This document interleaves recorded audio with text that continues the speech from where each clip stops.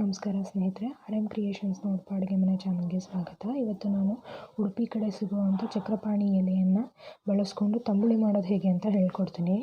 ಅದಕ್ಕೆ ಬೇಕಾಗಿರೋ ಸಾಮಗ್ರಿಗಳು: ತುಪ್ಪ 3 ಟೀ ಚಮಚ, ಇದಕ್ಕೆ ತೊಳೆದ ಶುದ್ಧವಾಗಿರೋಂಥ ಚಕ್ರಪಾಣಿ ಎಲೆಗಳನ್ನ ಹಾಕಿ ಚೆನ್ನಾಗಿ ಹುರ್ಕೋಬೇಕು.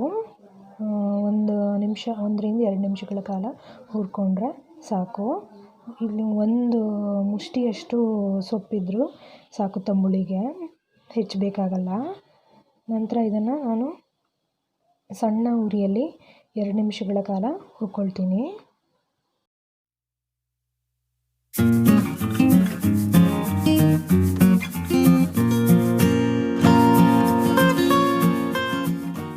ನಿಮಿಷಗಳ ಕಾಲ ಆಗಿದೆ, ಸೊಪ್ಪು ಬೆಂದಿದೆ. ಇದನ್ನು ಮಿಕ್ಸಿಗೆ ಹಾಕ್ಕೊಳ್ತಾ ಇದ್ದೀನಿ.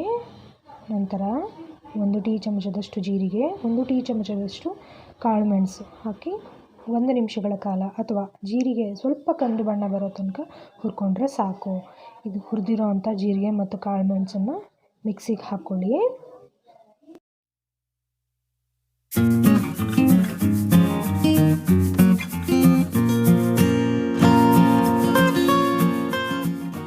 ಜಾರಿಗೆ ಹುರ್ಕೊಂಡಿರೋವಂಥ ಸೊಪ್ಪು ಮತ್ತು ಜೀರಿಗೆ ಕಾಳು ಮೆಣಸು ಹಾಕ್ಕೊಂಡಿದ್ದೀನಿ. ಅದ್ರ ಜೊತೆಗೆ 1.5 ಟೇಬಲ್ ಚಮಚದಷ್ಟು ತುರಿದಿರೋವಂಥ ತೆಂಗಿನಕಾಯಿನ ಹಾಕ್ಕೊಳ್ತಾ ಇದ್ದೀನಿ. ಹಾಕ್ಕೊಂಡು ಸ್ವಲ್ಪ ನೀರನ್ನು ಹಾಕ್ಕೊತೀನಿ ಅಷ್ಟೇ, ಹೆಚ್ಚು ಹಾಕ್ಕೊಳ್ಳಲ್ಲ. ಯಾಕಂದರೆ ಇದಕ್ಕೆ ಆಮೇಲೆ ಮೊಸರನ್ನ ಸೇರಿಸ್ಬೇಕು, ತುಂಬ ನೀರಾಗಿಬಿಡತ್ತೆ. ಇದನ್ನು ಸ್ಮೂತ್ ಪೇಸ್ಟ್ ಆಗೋ ಹಾಗೆ ರುಬ್ಕೊಳ್ಳಿ. ನೋಡಿ, ಹೀಗಿರಬೇಕು. ಪರ್ಫೆಕ್ಟಾಗಿದೆ ಇದು ಟೆಕ್ಸ್ಚರು, ಥಿಕ್ನೆಸ್ಸು.